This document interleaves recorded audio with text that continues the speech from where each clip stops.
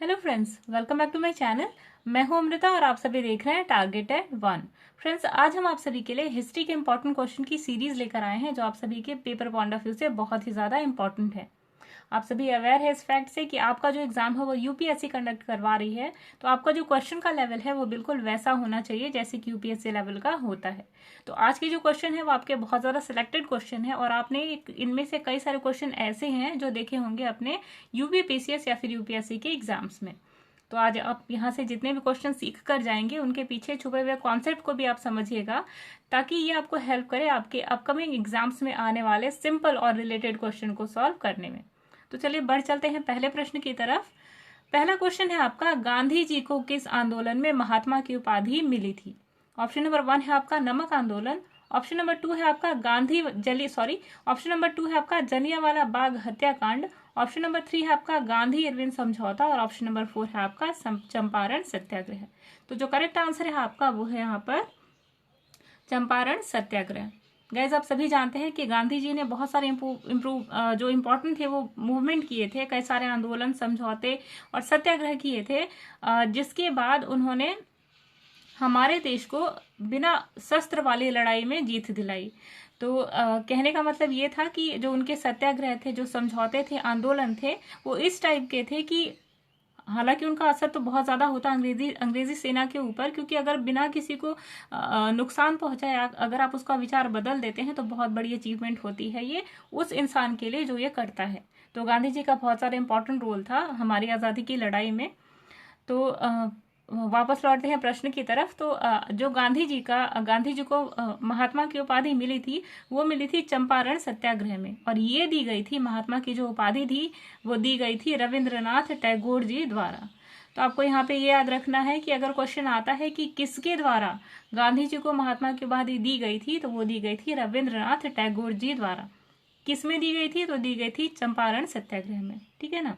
अच्छा, अब अलग सारे ऑप्शंस की बात कर लेते हैं। तो पहला है आपका नमक आंदोलन। तो नमक आंदोलन वो आंदोलन था जब अंग्रेजों ने क्या किया था, नमक इंडियंस को प्रोवाइड करना शुरू कर दिया था और साथ ही उन्होंने टैक्स लगाना शुरू कर दिया था। तो गांधी जी ने क्या किया कि गांधी जी ने नमक कानून तोड़ा, उन्होंने दांडी यात्रा की। ठीक है।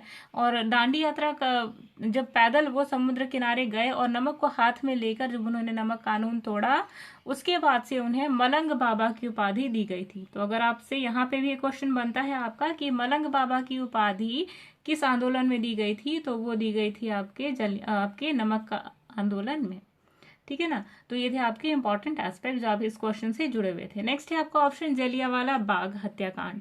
तो जलियांवाला बाग हत्याकांड में गांधी जी नहीं पहुंच पाए थे, तो यहाँ पर उनकी भूमिका जो थी वो देखने को आपको नहीं मिलेगी। नेक्स्ट है आपका गांधी इरविन समझौता। तो गांधी और इरविन समझौता जब हुआ था तो गांधी जी को और इरविन दोनों जो लोगों को दो महात्मा की उपाधि दी गई थी।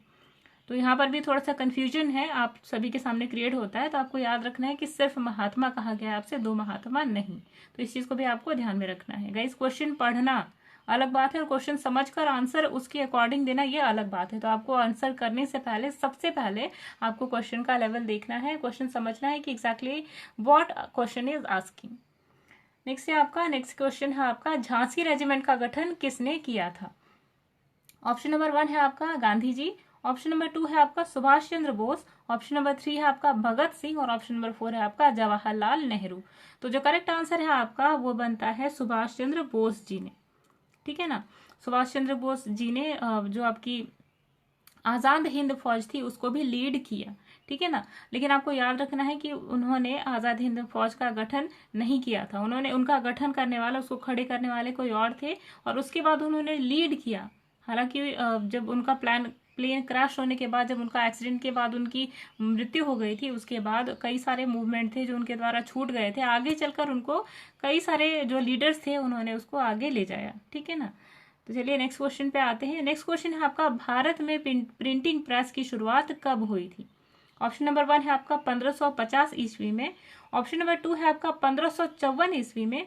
ऑप्शन नंबर 3 है आपका 1684 ईस्वी में और ऑप्शन नंबर 4 है आपका 1780 ईस्वी में। तो जो करेक्ट आंसर है आपका वो है 1684, यानी कि 1684 ईस्वी में। गाइज यहाँ पर क्या हुआ था, 1684 ईस्वी में जो आपकी पहली प्रिंटिंग प्रेस थी वो स्थापित की गई, किसके द्वारा? ईस्ट इंडिया कंपनी के द्वारा। तो आपको याद रखना है कि सबसे पहले 1684 में पहली प्रिंटिंग प्रेस स्टार्ट की गई ईस्ट इंडिया कंपनी के द्वारा। अच्छा, अब 1550 जो था आपका आपका जो 1780 था, इसमें क्या हुआ था कि भारत का सबसे पहला न्यूज़पेपर, यानी भारत का जो सबसे पहला समाचार पत्र था जिसका नाम था बंगाल गजट। तो आपको ये भी याद रखना है कि भारत के सबसे पहले जो समाचार पत्र था तो उसका नाम क्या था, तो वो था बंगाल गजट। ठीक है ना, और ईयर कौन सा था? 1780 में। अच्छा, यहाँ पर एक चीज और आपको ध्यान में रखनी है कि 1782 ईस्वी में, यानी कि 1782 में क्या हुआ था, हालांकि 1780 में इसे मंजूरी मिल गई थी, उन्होंने पहला न्यूज़पेपर पब्लिश किया, लेकिन इसके बाद क्या हुआ, जब आपका न्यूज़पेपर मीन्स व्हाट, न्यूज़, तो आपकी जो भी आस पड़ोस में हो रहा है, सराउंडिंग्स में हो रहा है, जो पूरे इंडिया में हो रहा है, वर्ल्ड में हो रहा है, वो सारा आपके न्यूज़पेपर में छपता था। ठीक है, और इससे लोग अवेयर होते थे। तो पूरी कोशिश की गई इसको दबाने की, बंद करने की, और वो लोग इसमें, ब्रिटिशनर्स जो थे इसमें सक्सेसफुल भी हो गए, क्योंकि 1782 में फिर आपकी न्यूज़पेपर थे उसको बंद कर दिए गए। और जेम्स हिक्की, जो जेम्स अगस्टस हिक्की थे, जिन्होंने ये न्यूज़पेपर स्टार्ट किया था, उनके हेल्प से जब ये न्यूज़पेपर स्टार्ट किया गया था, बाद में इस न्यूज़पेपर को बंद करके और उन्हें घर भेज दिया गया। तो ये भी आपको याद रखना है। ठीक है ना, क्योंकि गाइस जो न्यूज़ होती है बहुत ज़्यादा इंपॉर्टेंट होती है। जैसे आज के पर्सपेक्टिव में अगर आपको पता नहीं कि आपके आसपास कोरोना वायरस फैला है, तो आप किसके थ्रू समझते हैं? या तो टीवी से आप न्यूज़ देखते हैं, ठीक है, या तो आप गूगल पे सर्च करते हैं, आपको न्यूज़ कहीं सारी ऐप से उससे मिलती है, न्यूज़पेपर से मिलती है। तो न्यूज़ ही है आपको जो सराउंडिंग से आपको अवेयर करवाती है। और पहले के टाइम में जो आपकी न्यूज़ थी, न्यूज़ मिलना मीन्स होता था जागरूक होना, और ये बिल्कुल ब्रिटिशनर्स नहीं चाहते थे कि जो आपके जो लोग थे उस टाइम के वो अवेयर हुए। ठीक है ना, तो ये भी बहुत ज़्यादा आपको ध्यान में रखने की ज़रूरत है।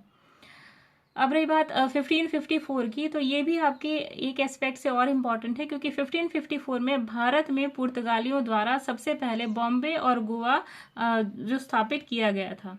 तो ये भी आपको याद रखना है। गाइस, ये जो डेट्स आपको जब आपको लर्न करने में जब दिक्कत होती है तो इस तरीके से याद कर सकते हैं, 1550 करके आप लिख सकते हैं, उसके सामने पुर्तगाली equal to Bombay plus Goa. तो इस तरीके से छोटे छोटे जो टर्म्स हैं वो आपको बहुत ज़्यादा हेल्प करेंगे। आपकी जो माइंड है, आपने न्यूमोनिक्स के बारे में पढ़ा होगा कि जब कोई चीज़ बहुत ज़्यादा लंबी होती है तो आप उसकी ट्रिक की सहायता से उसको याद करते हैं। तो क्योंकि एग्जाम काफ़ी टफ लेवल का है तो आपको ये भी यहाँ पे ध्यान रखना है। नेक्स्ट क्वेश्चन पे आते हैं। नेक्स्ट क्वेश्चन है आपका, किस अधिनियम के तहत बंगाल के गवर्नर जनरल को भारत का गवर्नर जनरल कहा गया?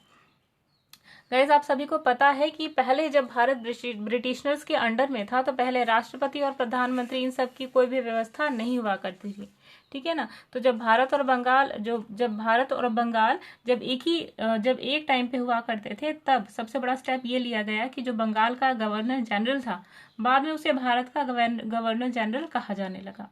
तो आपको बताना है कि ऑप्शन में ऐसा कौन सा ऑप्शन है जो आपका बताता है कि किस सन में भारत का जो बंगाल का जो गवर्नर जनरल था उसे भारत का गवर्नर जनरल कहा गया। ऑप्शन नंबर 1 है आपका 1773 अधिनियम, ऑप्शन नंबर 3 है आपका 1833 अधिनियम, ऑप्शन नंबर 3 है आपका 1784 अधिनियम, और लास्ट है आपका 1993 अधिनियम। तो सबसे पहले आपको याद रखना है कि जो आपका करेक्ट आंसर है यहाँ पर वो है, आपका पूछा जा रहा है कि जो आपका गवर्नर जनरल था वो कब बंगाल का बना। तो यहाँ पे जो इम्पोर्टेंट आपको याद रखना है कि जो करेक्ट आंसर है आपका वो है 1784। ठीक है ना, 1784 जो आपका था, सॉरी गाइस,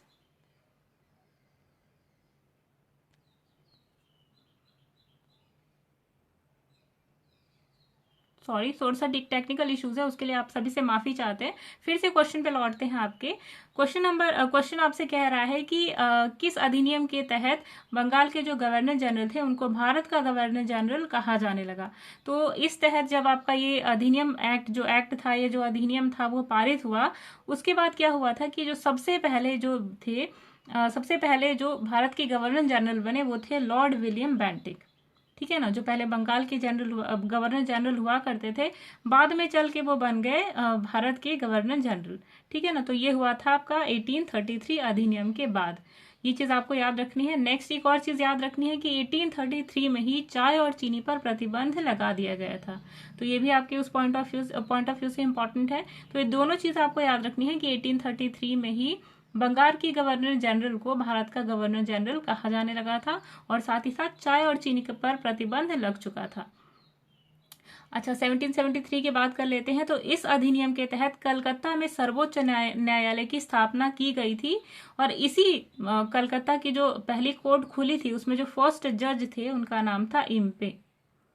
तो ये दोनों चीज आपको याद रखनी है, बहुत बहुत ही ज्यादा इंपॉर्टेंट है दोनों क्वेश्चन।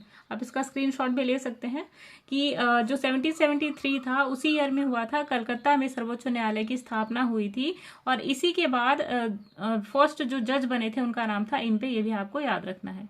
और नेक्स्ट है आपका 1784। तो ये था आपका पीट्स इंडिया एक्ट, और इसके बाद क्या हुआ था, जो बोर्ड ऑफ कंट्रोल्स थे उनके मेंबर्स का जो वेतन था वो भारत के राजस्व से लिया जाता था। तो इसके 1784 का जो अधिनियम है वो इससे संबंधित है। तो ये था यहाँ पे कुछ इंपॉर्टेंट एस्पेक्ट, वो आपको याद रखना है। नेक्स्ट है आपका क्वेश्चन, न्याय दर्शन के प्रतिपादक कौन है? ऑप्शन नंबर 1 है आपका पतंजलि, ऑप्शन नंबर 2 है आपका कपिल, ऑप्शन नंबर 3 है आपका गौतम, और ऑप्शन नंबर 4 है आपका कणाद। तो आपको याद रखना है कि पहले कई सारे दर्शन हुआ करते थे, ठीक है ना। Darshan means what? Darshan means philosophy. तो आपकी जो फिलॉसफी है उसके कई सारे एस्पेक्ट होते हैं, तो न्याय भी उनमें से एक इंपॉर्टेंट एस्पेक्ट हुआ करता था, ठीक है ना। तो ये भी आपको याद रखना है। तो आपका जो न्याय दर्शन है, सबसे पहले ऑप्शंस पे देखते हैं। तो आपका पहला ऑप्शन है पतंजलि। तो पतंजलि आप सभी को याद भी होगा, और आप इसको इजीली लर्न भी कर सकते हैं। कैसे कि आपका जो आपने जो देखा होगा इस समय योगा इतना ज्यादा प्रचलन में है, रामदेव बाबा उससे एसोसिएटेड हैं, तो हर अपने प्रोडक्ट के ऊपर पतंजलि क्यों लिखवाते हैं? क्योंकि सबसे पहले जो योग दर्शन था वो स्टार्ट किया गया था पतंजलि जो योग गुरु थे उन्हीं के द्वारा। तो बहुत ज्यादा इंपॉर्टेंट रोल आपको यहाँ पर भी उनका देखने को मिलता है, ठीक है ना। तो यहाँ पर जो आपका न्याय दर्शन के प्रतिपादक हैं, जो उनको याद रखना है आप सभी को, वो है गौतम। जो गौतम ऋषि थे वो थे न्याय दर्शन के प्रतिपादक, और आपके जो पतंजलि है वो एसोसिएटेड है आपके योग के साथ में, ठीक है ना। नेक्स्ट अगर कपिल की बात करते हैं, तो कपिल ऋषि आपके एसोसिएटेड थे आपके सांख्य दर्शन। सांख्य मीन्स व्हाट? जो आपके जो स्टैटिस्टिक्स है वो आपके सांख्यिकी कहलाती है, तो आप उसी के रेस्पेक्ट में आपको सांख्य याद रखना है, ठीक है ना। तो ये था आपका इंपॉर्टेंट क्वेश्चन। नेक्स्ट है आपका, ये भी बहुत ज्यादा इंपॉर्टेंट है और बहुत सारे एग्जामिनेशन में पूछा भी जा चुका है। आपके एसएससी के एग्जाम्स में भी, आपके रेलवेज में भी पूरे प्रोबेबिलिटी है इस टाइप के क्वेश्चन आने की, क्योंकि जब भी करेंसी चेंज होती है तो सबसे ज्यादा इंपॉर्टेंट क्वेश्चन आपका यही हो जाता है कि किसी भी नोट के पीछे कौन सा जो आपका ऐतिहासिक विरासत बना हुआ है। तो आपको यहाँ पर भी ध्यान रखना है ये बात। तो क्वेश्चन नंबर नेक्स्ट क्वेश्चन है आपका 10 जो रुपीज है, यानी कि जो 10 रुपए के नोट है उस पर क्या दर्शाया गया है, यानी कि 10 रुपए के नोट के पीछे कौन सी ऐतिहासिक विरासत छपी हुई है, ये आपको बताना है। तो ऑप्शन नंबर 1 है आपका कोणार्क मंदिर, ऑप्शन नंबर 2 है आपका एलोरा की गुफा, ऑप्शन नंबर 3 है आपका रानी की वाव, और ऑप्शन नंबर 4 है आपका मंगलयान। तो जो करेक्ट आंसर है आपका वो है कोणार्क मंदिर, यानी कि 10 रुपए के नोट के पीछे कोणार्क मंदिर बना हुआ है। अब बात करते हैं 20 रुपए के नोट के पीछे। तो 20 रुपए के नोट के पीछे आपका बना हुआ है एलोरा की गुफा। तो ये आपको याद रखना है कि एलोरा की जो केव है वो आपकी बनी हुई है किसके पीछे? 20 रुपए के नोट के पीछे। नेक्स्ट है 500 रुपए की नोट। तो 500 रुपए के नोट के पीछे बना हुआ है लाल किला, ठीक। तो लाल किला आपके बना हुआ है किसके पीछे? 500 रुपए के नोट के पीछे। आपको याद रखना है, बहुत ही जरूरी है, इंपॉर्टेंट गाइस। आपको सारे नोट्स के पीछे बिल्कुल ही जो ऐतिहासिक विरासतें छपी हुई हैं उन पे भी ध्यान देना है, क्योंकि ज्यादातर क्वेश्चन जब भी करेंसी चेंज होती है तो यहाँ से आपके क्वेश्चन बनते ही बनते हैं। नेक्स्ट है आपका 100 रुपए की नोट के पीछे। तो 100 रुपए की नोट के पीछे छपा हुआ है रानी की वाव, और रानी की वाव बनाया गया था, ये है क्या? ये है आपका सीढ़ीदार एक कुआं है, यानी कि ये कुआं है जो नीचे की तरफ सीढ़ियों के द्वारा नीचे की तरफ जाता है कुआं, और ये आपका सिचुएटेड है, स्थित है आपके गुजरात में। तो ये भी आपको याद रखना है, ये कहाँ है? 100 रुपए के नोट के पीछे।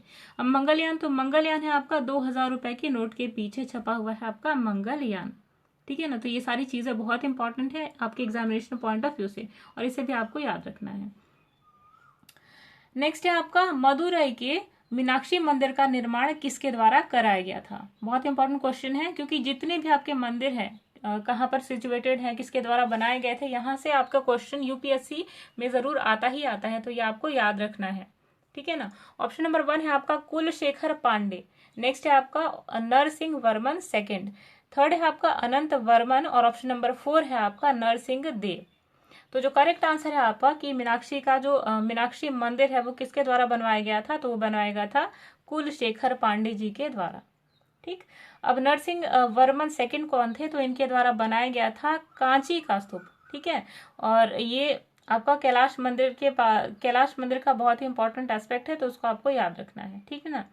नेक्स्ट है आपका अनंत वर्मन, तो अनंत वर्मन ने ही जगन्नाथ मंदिर बनवाया था, और ये सिचुएटेड है आपका उड़ीसा में, ठीक है ना। जगन्नाथ मंदिर जहाँ पे एक देवी और 2 देवता सिचुएटेड है, और हर साल इनकी रथ यात्रा निकलती है, और इनकी जो रथ होती है पूरी की पूरी नीम की बनी हुई होती है, तो ये भी चीज आपको याद रखना है। और ये कहाँ पर होता है, ये होता है उड़ीसा में, ठीक। नेक्स्ट है आपका ऑप्शन नंबर 4, तो ऑप्शन नंबर 4 है आपका नरसिंह देव। तो नरसिंह देव आपकी किसके साथ एसोसिएटेड है, यह है कोणार्क मंदिर। कोणार्क मंदिर सूर्य मंदिर के नाम से भी जाना जाता है, इसे ब्लैक पैगोडा भी कहते हैं, और ये भी आपका स्थित है उड़ीसा में, ठीक है ना। तो ये भी आपको याद रखना है कि नरसिंह देव जो आपके नरसिंह देव थे, इन्होंने कोणार्क मंदिर बनवाया था, जिसे सूर्य मंदिर और ब्लैक पैगोडा भी कहा जाता है। क्वेश्चन यहाँ से भी आ सकता है कि ब्लैक पैगोडा के नाम से किसे जाना जाता है, तो आपको बताना है कोणार्क मंदिर। नेक्स्ट क्वेश्चन पे आते हैं। अगला क्वेश्चन है आपका, निम्न में से किसे परम भागवत की उपाधि धारण की थी? आपको बताना है कि दिए गए ऑप्शंस में से कौन से ऐसे प्रतापी राजा थे जिसे परम भागवत की उपाधि दी गई थी। ऑप्शन नंबर 1 है आपका चंद्रगुप्त मौर्य, ऑप्शन नंबर 2 है आपका समुद्रगुप्त, ऑप्शन नंबर 3 है आपका अशोक, और ऑप्शन नंबर 4 है आपका चंद्रगुप्त द्वितीय। तो जो करेक्ट आंसर है आपका जिसे परम भागवत की उपाधि दी गई थी, वो थे आपके चंद्रगुप्त द्वितीय, ठीक है ना। चंद्रगुप्त द्वितीय थे जिन्हें बाद में चल के परम भागवत की उपाधि दी गई थी। और एक और चीज आपको याद रखना है कि इनका एक और नाम था जिसे विक्रमादित्य कहकर बुलाया जाता था। यानी कि जो आपके चंद्रगुप्त थे उनको 2 उपाधि दी गई थी, पहला विक्रमादित्य और दूसरा था परम भागवत। अब विक्रमादित्य क्यों कहा गया था इन्हें? इन्होंने एक मुहिम चलाई थी, इन्होंने ऐसी मुहिम चलाई थी कि धीरे धीरे करके ये पूरे जो भारत था उसके ऊपर विजय पालेंगे और विश्व विजेता बन जाएंगे। हालांकि इनकी लाइफ में आगे चल के बहुत कष्ट झेलने पड़े थे, इनका राज इनसे छिन गया, इनकी बीवी बच्चे सब अलग हो गए, कई सारे कष्ट इन्होंने झेले, और फिर उन्होंने एक जो अपना अहंकार था उसे त्याग कर छोड़कर फिर एक सच्चाई का रास्ता अपनाया, और यही थे, इसी के कारण उन्हें विक्रमादित्य कहा गया, ठीक है ना। तो ये आपका उससे एसोसिएटेड है। नेक्स्ट है आपका, अच्छा इससे भी रिलेटेड आपके क्वेश्चन बन सकते हैं कि परम भागवत जो था ये कौन धारण करती थी उपाधि? तो जितने भी गुप्त वंश के शासक थे, चाहे आपका चंद्रगुप्त हो गया, समुद्रगुप्त हो गया, तो जितने भी आपके गुप्त वंश के शासक थे वो सभी, उन सभी की जो पदवी थी या जो उपाधि वो धारण करते थे वो थे परम भागवत, ठीक है ना। और इसका जो प्रतीक चिन्ह हुआ करता था वो था गरुड़। तो ये भी आपको याद रखना है कि परम भागवत की या गुप्त वंश के जो प्रतीक चिन्ह था वो क्या था, वो था गरुड़, ठीक है ना। अब बात करते हैं चंद्रगुप्त मौर्य प्रथम की। तो चंद्रगुप्त मौर्य जो थे इनको मुक्तिदाता के नाम से जाना जाता था। नेक्स्ट है आपका समुद्रगुप्त। तो समुद्रगुप्त के कई सारे नाम हैं, इन्हें कांच भी कहा जाता था, लिच्छवी दौत्रीय भी कहा जाता था। भारत का नेपोलियन के नाम से भी समुद्रगुप्त को जाना जाता था, क्योंकि समुद्रगुप्त ने ही सबसे पहले दक्षिण भारत में आक्रमण कर, सबसे पहले राजा थे समुद्रगुप्त जिन्होंने दक्षिण भारत पर भी आक्रमण करके विजय पाई थी, और इसके बाद इन्हें जो पदवी थी वो मिली थी भारत का नेपोलियन, ठीक है ना। नेक्स्ट है आपका अशोक। तो अशोक को देवनाम प्रिय के नाम से भी जाना जाता था और प्रियदर्शी के नाम से भी जाना जाता था। तो ये कॉन्सेप्ट है आपके, बहुत ज्यादा है जरूरी जानने। नेक्स्ट है आपका क्वेश्चन, वुड डिस्पैच के तहत कहाँ विश्वविद्यालय खोला गया? आपको बताना था कि वो जो वुड डिस्पैच जो सबसे पहला शिक्षा को लेकर जो आप कह सकते हैं अधिनियम था, ये चेंज था, या एक टाइप की डाइवर्सिटी थी, ये आई थी आपके वुड डिस्पैच के कारण। तो आपको बताना है कि वुड डिस्पैच के तहत कहाँ सबसे पहले विश्वविद्यालय खोला गया था। तो ऑप्शन नंबर 1 है आपका कलकत्ता, ऑप्शन नंबर 2 है आपका बम्बई, ऑप्शन नंबर 3 है आपका मद्रास और ऑप्शन नंबर 4 है आपका उपरोक्त सभी। तो जो करेक्ट आंसर है वो आपका उपरोक्त सभी। इन सारी जगहों पर खोला गया था विश्वविद्यालय। अब आपको याद रखना है कि वुड डिस्पैच वुड डिस्पैच सबके लिए क्यों इंपॉर्टेंट है, क्योंकि इसी नीति के बाद आई थी स्त्री शिक्षा अपने अस्तित्व में। तो स्त्री शिक्षा के लिए सबसे ज्यादा जो इम्पोर्टेंट जो चेंज आया था वो था वुड डिस्पैच। इसी के तहत विश्वविद्यालय खोला गया था। 3 जगह है, कलकत्ता, बम्बई और मद्रास। ठीक है ना। तो स्त्री शिक्षा पर बल आया था और 3 जगह यहाँ पर कॉलेज खोले गए थे। ठीक है ना, विश्वविद्यालय खोले गए थे, आपको याद रखना है। नेक्स्ट है आपका क्वेश्चन, जमायत खान का मकबरा कहाँ स्थित है। गाइस ये आपका यूपी पीसीएस के एग्जाम्स में क्वेश्चन आ चुका है, तो इसे आपको ध्यान में रखना है। तो जमायत खान का जो मकबरा था ये बदायूं में स्थित है, ये आपको याद रखना है।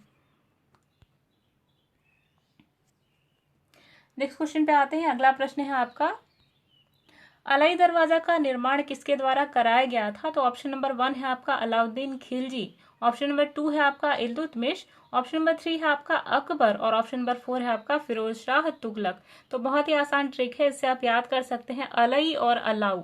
ठीक है ना, अलई और अलाउद्दीन। तो इससे आपको याद रखना है अलई और अलाउद्दीन, यानी कि जो आपका अलाई दरवाजा था वो अलाउद्दीन खिलजी द्वारा बनाया गया था। नेक्स्ट है आपका इल्तुतमिश, तो इन्होंने बनवाया था अतरकीन दरवाजा। ये भी आपको याद रखना है, कई बार क्वेश्चन में आ भी सकता है कि अतरकीन दरवाजा किसके द्वारा बनाया गया था। तो वो था इल्तुतमिश। ठीक है, अकबर ने तो कई सारे चीजें बनाई थी और ये आपको जो इंपॉर्टेंट चीजें हैं वो आपको ध्यान में रखनी है, जो आपके एग्जाम से पूछा जा चुका है। जैसे आगरे का जो लाल किला था किसके द्वारा बनाया गया था, तो अकबर। ठीक, इलाहाबाद का जो किला था किसके द्वारा बनाया गया था, तो वो थे अकबर। फतेहपुर सीकरी का बुलंद दरवाजा किसके द्वारा बनाया गया था, तो वो थे अकबर। और जोधा का जो महल था, जोधा महल, वो किसके द्वारा बनाया गया था, अकबर के द्वारा। ठीक, पंचमहल, इस्लाम खान का मकबरा, तो ये सारी चीजें अकबर के द्वारा बनाई गई थी और बहुत ही ज्यादा इंपॉर्टेंट है आपके एग्जामिनेशन पॉइंट ऑफ व्यू से। नेक्स्ट है आपका फिरोज शाह तुगलक, तो इनके द्वारा बनाया गया था बेगम मस्जिद, इनके द्वारा बनाई गई थी।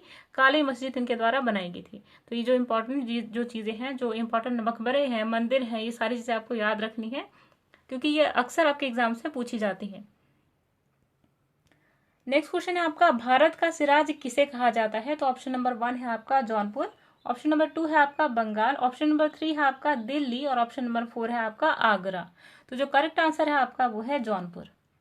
जौनपुर को ही भारत का सिराज कहा जाता था। और एक चीज और आपको जौनपुर से याद रखनी है कि यहीं से सबसे पहली बार फतवा जारी किया गया था अकबर के लिए कि जो अनपढ़ शासक हैं वो आपके राजगद्दी पर नहीं बैठ सकते। और जो आपका जौनपुर था वो फिरोज शाह तुगलक द्वारा बनाया गया था। और ये उन्होंने कब बनवाया था और किस लिए बनवाया था, तो अपने भाई जूना खां की याद में उन्होंने बनवाया था जौनपुर।